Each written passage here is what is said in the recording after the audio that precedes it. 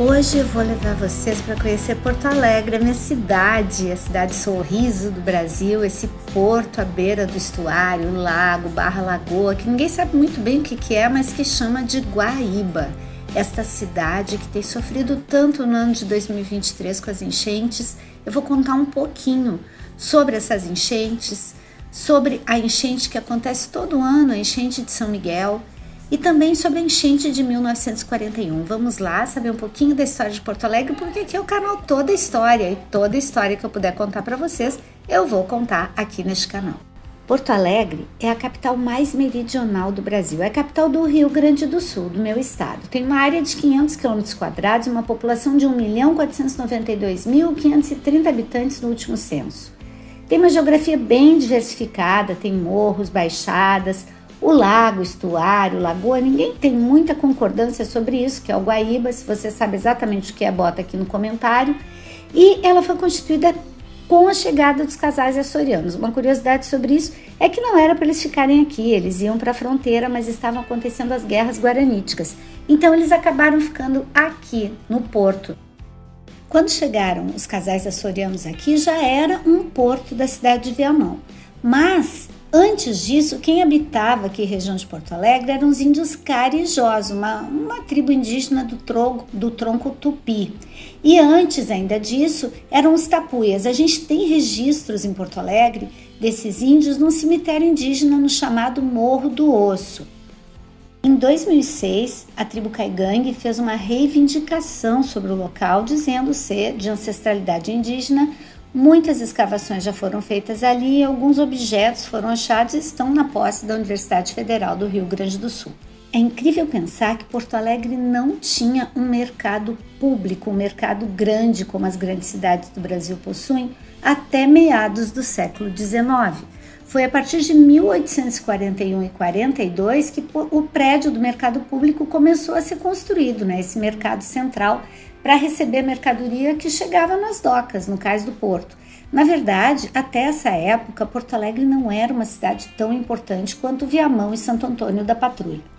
Mas a partir daí, começou a construção do nosso mercado público na antiga Praça do Paraíso, que hoje é a Praça 15 de Novembro.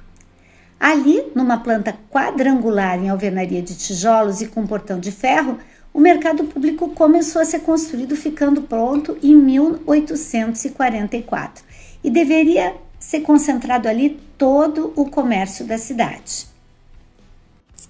O mercado público é uma das almas do centro histórico de Porto Alegre e sobre ele temos lendas, alguns incêndios para contar, no total foram 3 que eu me lembre. Um segundo andar todo reconstruído. Foi no mercado público que durante muito tempo funcionou a Associação dos Pracinhas, que lutaram na Guerra Mundial. Também é no mercado público que as religiões de matriz afro acham muito das suas tradições nas floras, e ali também tem uma lenda sobre o Bará, o deus africano do comércio, que daí dá um outro vídeo que um dia desse eu conto. Porto Alegre durante muito tempo foi conhecida como uma capital de clima europeu, com as 4 estações muito bem definidas. Porém, Porto Alegre, hoje, com as mudanças climáticas, especialmente no último século, tem sido uma capital que muitas vezes vive as 4 estações em um dia só. E é fato que Porto Alegre sofreu sempre com as cheias. Nós somos uma cidade portuária, à beira da água, do Guaíba. E o Guaíba teve cheias históricas. Eu acho que a grande cheia do Guaíba, que definiu muito a história de Porto Alegre, que atingiu muitas famílias, foi em 1941, e eu quero falar um pouquinho da enchente de 41. Mas antes de falar da enchente de 41, eu gostaria de falar um pouquinho das cheias de Porto Alegre, que acontecem durante toda a história da cidade, pelo menos algumas vezes ao ano. E aí, gente, bem-vindos ao canal Toda História. Eu estou contando a história da minha cidade, a história de Porto Alegre, e aqui é um fenômeno que acontece em Porto Alegre todo setembro, Tempo horrível, muita chuva, e é justamente quando a gente comemora a Revolução Farroupilha, a Semana da Pátria, é quando tem um acampamento Farroupilha, e quando aqui no Rio Grande do Sul rola também a Expo Inter. É uma lama e é muito legal também porque a gente perdeu a Revolução Farroupilha, mas mesmo assim a gente comemora. Tem um acampamento Farroupilha porque a gente perdeu, mas criou um sentimento de luta. A Revolução ela durou 10 anos, então o gaúcho ele foi resiliente, ele foi forte, ele tem muito orgulho disso, apesar de ter perdido a Revolução. Então a gente comemora sim o 20 de setembro, apesar de a paz do Posto Verde ter colocado a gente sob o jugo do Império, né? Esse sentimento de nacionalismo gaúcho ele permanece muito nessa comemoração da Revolução Farroupilha. E aqui em Porto Alegre tem um parque, o Parque da Harmonia, que é onde a gente comemora essa revolução. A cidade se orgulha muito de ter esse acampamento Farroupilha, de falar sobre esse fenômeno que foi a Revolução Farroupilha. Também a gente tem essa festa que fica numa cidade metropolitana próxima aqui, que é a Expo Inter, que é uma exposição agrícola, pecuarista, muito importante aqui, que os porto-alegrenses frequentam nessa época. Mas, gente, é muita lama, é uma lama impressionante. E segue assim, né, pessoal? Não muda a data do Expo Inter, porque sempre é em setembro. E também a gente tem esses desfiles do 7 de setembro, abaixo de chuva, né? Porque tem a enchente de São Miguel. O nome chega a ter um nome, o fenômeno, enchente de São Miguel. O mês de setembro em Porto Alegre chove o tempo todo. E o nome desse fenômeno é Enchentes de São Miguel, que na história da cidade teve muitos momentos marcantes. Por que chove tanto em Porto Alegre? Reza a lenda que São Miguel é que dominava a padroagem do Rio Grande do Sul quando o Rio Grande do Sul era dominado pelos espanhóis. Assim que os casais portugueses chegaram, o Rio Grande do Sul passou a ser dominado pelos portugueses, mudou o padroeiro, foi para São Pedro. São Miguel ficou indignado, reivindicou o lugar dele com São Pedro, e São Pedro disse: calma, São Miguel, vou te dar um mês inteirinho para tu gerenciar o clima. E ele deu setembro. São Miguel todo setembro manda um aguaceiro para o sul do Brasil para mostrar o poder dele diante de São Pedro. Mas apesar das enchentes de São Miguel acontecerem no mês de setembro, não foi no mês de setembro que Porto Alegre sofreu a maior enchente da história da cidade.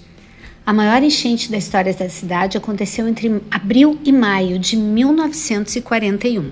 A enchente de 1941 atingiu todo o estado do Rio Grande do Sul, como está acontecendo agora em 2023, que todo o estado sofreu com a enchente. Porém, Porto Alegre foi muito prejudicada porque o Guaíba é alimentado pela sua bacia hidrográfica, que cobre 1/3 do estado. Então, tudo o que chovia nos rios que alimentam o Guaíba acabava escoando dentro do Guaíba. E a própria Lagoa dos Patos, pelo vento sudeste, teve suas águas represadas para dentro do rio Guaíba. O que aconteceu é que o rio acabou elevando-se a 4,76 metros acima do seu nível normal, quando o máximo que acontece numa chuva é ele elevar 1 metro, né? Não mais do que isso. A enchente atingiu principalmente as áreas do centro histórico, a usina do gasômetro, que produzia luz para boa parte da cidade, então a cidade ficou às escuras durante um tempo. Existia uma estrada de ferro que ia do centro histórico para a zona sul. Essa estrada de ferro acabou desativada e foi desativada para sempre depois da enchente de 1941. E a atuação do próprio arroio dilúvio inundando grande parte da cidade fez com que após a enchente houvesse a decisão da canalização do arroio dilúvio, que então foi canalizado a partir do final da enchente. Quando as águas baixaram, uma proliferação imensa de doenças começou a acontecer, porque as águas, elas misturavam as águas do esgoto com águas potáveis, né, durante toda a cheia. Também, logo depois das cheias, houve uma necessidade de recuperar as casas, de recuperar as empresas. Afinal de contas, foram 70 mil habitantes desabrigados, quase 1/4 da população, que na época era 272 mil habitantes. Em torno disso, né? Muitas empresas acabaram quebrando, 600 empresas suspenderam as atividades. Muito tempo sem aula, muito tempo sem água, muito tempo sem luz. Foi um prejuízo total. Algumas pessoas saíam, né, iam para as casas dos seus parentes nos lugares mais altos da cidade. Quando voltavam, elas estavam sem nada. Os bairros mais atingidos pela enchente, obviamente, eram os que ficavam à beira do rio, né, do Guaíba. Então, estes bairros acabaram tendo um prejuízo muito grande. E entre esses bairros, bairros operários e bairros comerciais, como é o caso do bairro Navegantes e do bairro Passo da Areia, foram muito atingidos. As doenças que eu acabei de falar, que elas se proliferavam, faziam pais perderem filhos pequenos, os próprios pais ficarem doentes, né? Mulheres viúvas, muitas mortes aconteceram que não eram consequência de afogamento somente, né? Mortes aconteciam por conta dessas epidemias que surgiram pós-enchente de 1941. Um fenômeno que aconteceu também foi a grande quantidade de moradores de rua que surgiu pós-enchente. Muitas pessoas não tinham para onde voltar, tinham perdido todos os seus bens materiais, até as suas famílias, né? Com epidemias do tipo da leptospirose, por exemplo. E este fenômeno de tantos perambuladores, pessoas com olhar vago, procurando o que fazer, sem saber muito bem o que dizer aos outros, fez surgir uma expressão bastante feia, né, que são os abobados da enchente. As pessoas que desenvolveram algum transtorno mental, ou que tinham um olhar vago, ou que eram distraídas demais, começaram a ser chamadas pelos outros de abobados da enchente. Essa expressão durou até hoje, uma expressão muito antiga aqui em Porto Alegre, que é bastante usada. Se tu estás não prestando atenção em alguma coisa, ou por fora de alguma coisa, ou meio perdido, bem capaz de um avô teu ou um bisavô te chamar de abobado da enchente. E essa expressão politicamente incorreta, que chega a chocar algumas pessoas do resto do Brasil, aqui foi usado de forma corriqueira durante muito tempo e é uma das heranças da enchente de 1941. E esse momento da história que deixou tantos traumas na cidade, também serviu para que a cidade mudasse um pouco o seu rosto. A cara de Porto Alegre se transformou quando foi construído, então, o muro de contenção da enchente, o Muro da Mauá, que é chamado de Muro da Vergonha, que foi muito criticado, que já teve muitos projetos de se tirar o Muro da Mauá dali. Tem 3 metros de altura e 2,647 quilômetros de comprimento. Conta com uma fundação em cortina contínua, tem 3 metros de profundidade para evitar a percolação subterrânea, que é a penetração de água por baixo. É parte de um sistema de proteção contra cheias.